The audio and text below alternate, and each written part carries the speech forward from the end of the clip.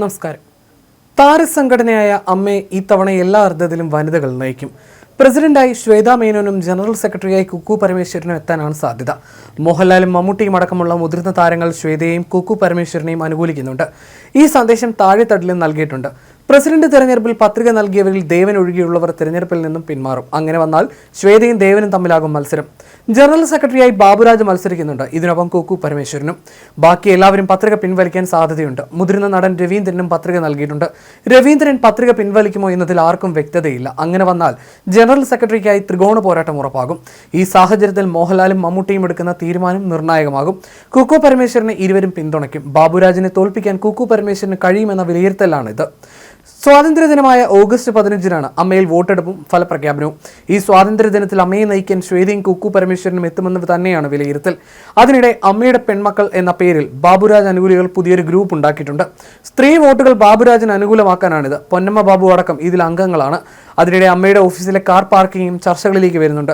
ഈ കാർ പാർക്കിൽ ചെറിയൊരു ഷെഡുണ്ട്. ഡ്രൈവർമാർക്ക് വേണ്ടി നിർമ്മിച്ചതാണ് ഈ ഷെഡ്. എന്നാൽ ഈ ഷെഡ് കൈയടക്കി ചിലർ മദ്യപാനം സ്ഥിരമാക്കുന്നു. ഈ മദ്യപാന കോക്കസ് തിരഞ്ഞെടുപ്പ് അട്ടിമറിച്ച് അമ്മ പിടിച്ചെടുക്കാൻ ശ്രമിക്കുന്നുവെന്നാണ് ആരോപണം. ഇതെല്ലാം കൂടി കണക്കിലെടുത്ത് അമ്മയിൽ ശുദ്ധീകരണം അനിവാര്യമാണെന്ന് മോഹൻലാൽ അടക്കം തിരിച്ചറിയുന്നുണ്ട്.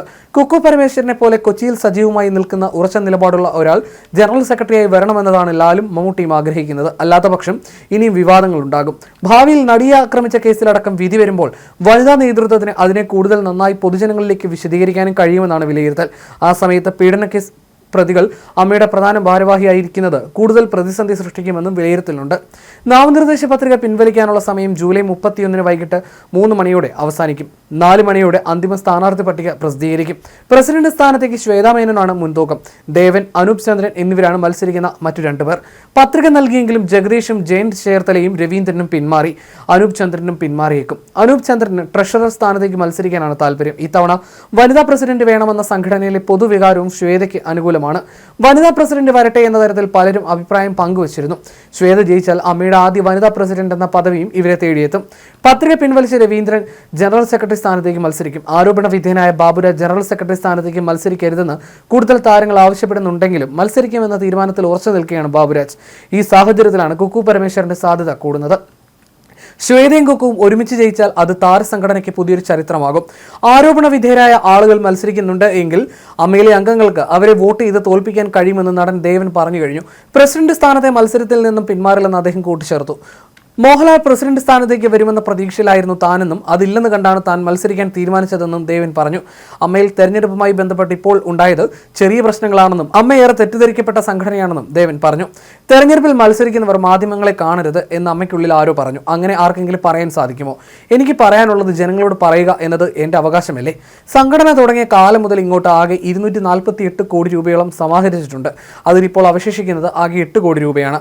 ബാക്കി തുകയെല്ലാം പാവപ്പെട്ട നടീയ നടന്മാർക്ക് വേണ്ടി ചെലവിട്ടതാണ്. സംഘടനയിലേക്ക് ഫണ്ട് വരണമെങ്കിൽ മോഹൻലാലോ മമ്മൂട്ടിയോ തലപ്പത്ത് വരണമെന്നും മോഹൻലാൽ പ്രസിഡന്റ് സ്ഥാനത്തേക്ക് എത്തുമെന്ന പ്രതീക്ഷയാണ് തനിക്ക് ഉണ്ടായിരുന്നതെന്നും ദേവൻ പറഞ്ഞു. ഏറെക്കുറെ എല്ലാ അംഗങ്ങളുമായി ബന്ധപ്പെട്ടു. ജയിക്കുമെന്ന് തന്നെയാണ് വിശ്വാസമെന്നും ദേവൻ പറയുന്നു. ഒരു മൈനസ് മാർക്കുമില്ലാത്ത ആൾ ദേവനാണെന്ന് നടീനടന്മാർ എല്ലാവരും പറഞ്ഞു. ആരോപണ വിധേയരായവർ മത്സരിക്കുന്നുണ്ടെങ്കിൽ അംഗങ്ങൾ അവരെ വോട്ട് ചെയ്ത് തോൽപ്പിക്കണം. വേണ്ടാത്തവരെ പുറത്താക്കാൻ കൂടി വേണ്ടിയാണ് തെരഞ്ഞെടുപ്പ്. സംഘടനയിൽ സ്ത്രീ സമത്വം ഉണ്ടാകണം. അത് സ്ത്രീകളുടെ അവകാശമാണ്. പുരുഷൻ നൽകുന്ന ഔദാര്യമാകരുത്. ശ്വേതാ മേനോന് വേണ്ടി ജഗദീഷ് മത്സരത്തിൽ നിന്ന് പിന്മാറിയാൽ അത് ഔദാര്യമാകുമെന്നും ദേവൻ പറഞ്ഞു.